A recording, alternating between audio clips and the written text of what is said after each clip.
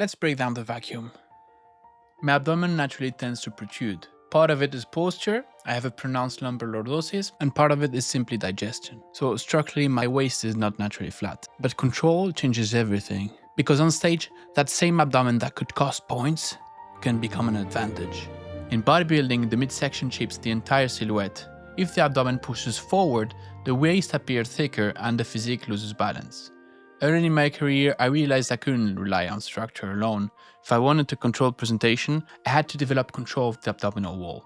That's where vacuums became important for me. Not as a trick, but as a skill. And the reason this skill matters goes beyond aesthetics. In biomechanics and physiotherapy, the deeper layer of the core play an important role in stabilizing the spine and controlling how the midsection behaves during movement. Learning to activate these structures improves posture, breathing control, and overall awareness of the torso. For athletes who tend toward abdominal distension, whether from posture, digestion, or structure, this kind of control can significantly change how the physique is presented. And interestingly, the idea of controlling the abdominal wall is not unique to bodybuilding. Ancient practices such as the Nauli Kriya also rely on very advanced control of the midsection. The principle is similar, learning to consciously command the abdomen rather than leaving it completely passive. Most people train their abs for strength, very few ever learn to control them. The vacuum teaches exactly that. From the outside, the vacuum looks simple. The abdomen pulls inward, the waist appears narrower. But what's happening is deeper than that. The movement comes from the transversus abdominis. This is the deepest abdominal muscle in the body. It runs horizontally around the torso, almost like a belt tightening around the waist. When it contracts, it draws the abdominal wall inward toward the spine. But the contraction alone isn't enough. A proper vacuum also depends on ribcage position and diaphragm control. First, the air is fully exhaled.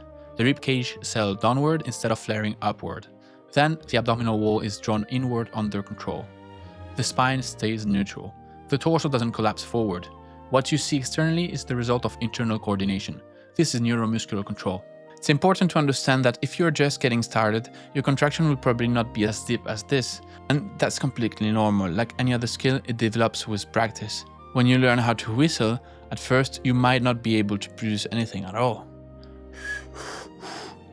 Then, maybe a weak, inconsistent sound, but with practice, it becomes clearer, stronger, more controlled. The vacuum develops in the same way. What changes over time is not the movement itself, but how well you can control it. Another benefit of learning to control the transversus is that it improves awareness of the entire abdominal wall. Once the deeper layer becomes easier to activate, you gain much finer control of the rest of the midsection.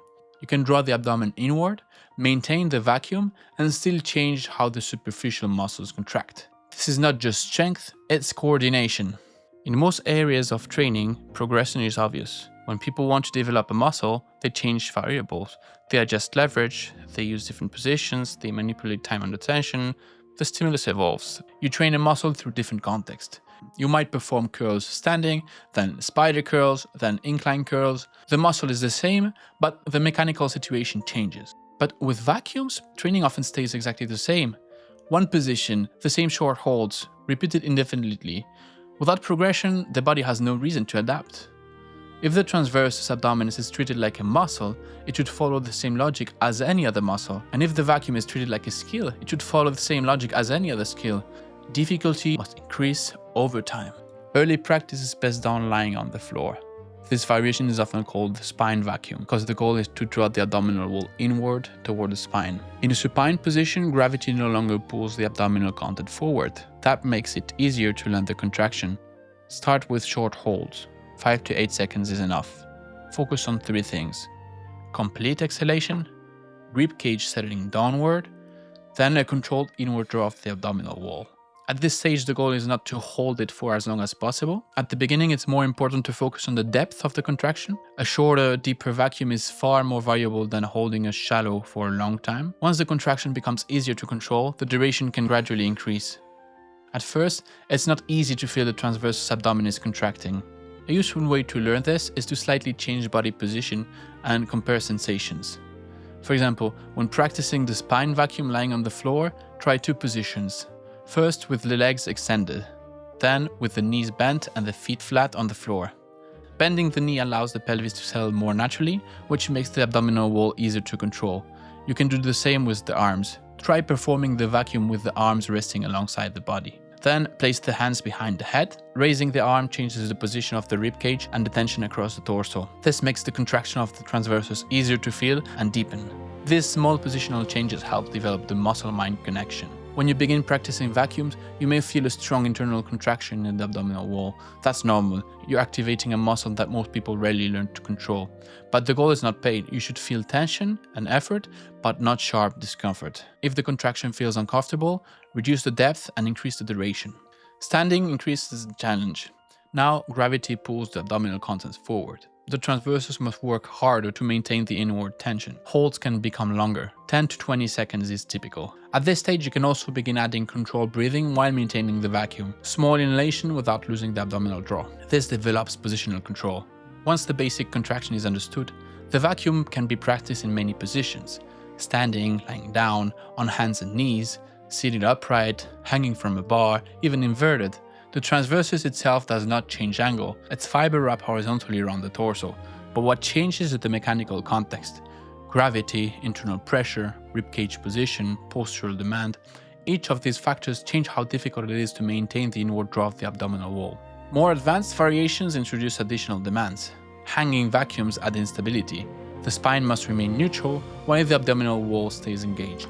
The quadruped vacuum, performed on hands and knees, introduces gravity in a different direction. Because the abdomen faces downward, the transversus must actively lift the abdominal wall upward toward the spine.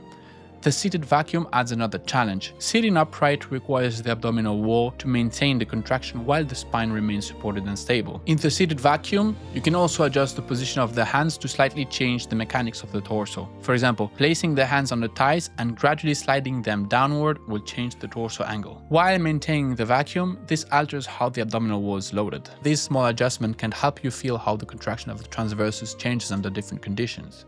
One variation that works particularly well as a drill is the pullover vacuum. To set this up, I position myself perpendicular to the bench, supported only through the upper back. This allows the ribcage to move more freely and creates a position where the abdominal wall is easier to control. Rather than lying fully on the bench, this setup helps isolate the contraction. From there, hold a light dumbbell above the torso. Bring the arms into a position where you can remain in control. Then perform the vacuum. Keep the contraction and begin to slowly adjust the position of the arms. As the lever changes, you will feel the tension of the abdominal wall shift. Move the weight gradually and find the position where the contraction feels the strongest.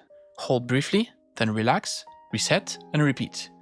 The goal here is not the movement itself, but the quality of the contraction. And once you develop that level of control, you can also carry it into regular training. For example, while performing pullovers with normal load, you can maintain a degree of abdominal control throughout the movement. The exercise becomes not just a movement for the upper body, but also a way to reinforce control of the midsection. Another variation I sometimes use is hanging upside down with gravity boots. Partly to decompress the spine, but also because inversion changes how the pressure distributes inside the torso. When you are inverted, the abdominal contents shift toward diaphragm. Maintaining the inward draw of the abdominal wall becomes much harder.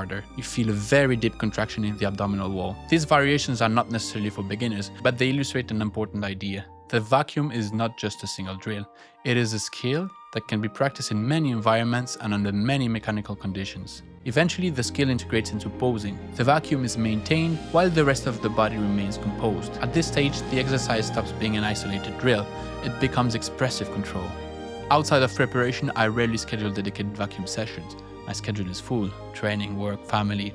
So most of my practice happens in small windows throughout the day. For example, if I'm lying down for a few minutes, if I ever remember to have a short solarium session in winter for vitamin D, I'll use that time to practice vacuums. Also at the swimming pool, when my son is in the water with his instructor, I first swim a few laps myself, which by the way is the only structured cardio I do. And then just before his session ends, I spend a few minutes in the sauna. That quiet moment becomes another opportunity for slow breathing and controlled abdominal work. 5 minutes here, 10 minutes there. Over time, these small repetitions accumulate. There is also another form of practice that happens outside of structured exercises, what I call functional vacuums. Whenever you think about it during the day, lightly draw the abdominal wall inward. Walking, standing, waiting. Over time, the body adapts. Eventually, that control becomes almost automatic. These quiet moments also connect with another principle that guides my training. Not just training the body, but training the mind as well. The breathing required for a vacuum is slow and deliberate. So it naturally becomes a moment of focus. It can even become a moment of meditation. And the more awareness you develop in those moments, the more control you gain over the abdominal wall itself. When you have a pronounced lumbar lordosis, that control becomes especially valuable because posture alone can push the abdominal forward visually. Learning to control the abdominal wall allows you to manage that presentation. One practical detail is that vacuum are usually easier to perform on an empty stomach. If the stomach is full, the abdominal wall is naturally pushed outward, which makes the inward contraction more difficult and often uncomfortable. So whenever possible, practice them with an empty stomach. For us bodybuilders who eat every 2 or 3 hours, a completely empty stomach is rare. So ideally, mornings or before meals. In bodybuilding, control of the midsection directly affects presentation. A controlled abdomen changes the silhouette. But it's important to understand what the vacuum does and what it does not do. It is not a fat loss method. It does not remove abdominal fat, and it does not replace proper trunk training. The spine still needs strength, anti-extension stability, rotational control. The vacuum develops something different. It develops the ability to control the abdominal wall independently of the spinal movement. One mistake I still observe on stage is athletes only controlling their midsection when they are being called out. And this is not limited to amateur competitors. You see it even at the highest levels of the sport, even among very experienced professionals. When another athlete is being judged, they relax. But judges are constantly observing the lineup. They may look back at you for a second opinion. If they suddenly see the abdomen that relaxes, the entire silhouette changes. That can cost points. The practice does not begin on stage, and it does not begin a few weeks before a contest. It begins much earlier, year-round. If you train abdominal control regularly, walking, standing, training, it gradually becomes automatic. Even if you are no longer thinking about contracting the midsection, it simply becomes your natural posture. Structure matters, genetic matter, but control matters too, sometimes more than people expect. What looks like a simple movement is really the result of years of small repetition and deliberate control. Control precedes expression.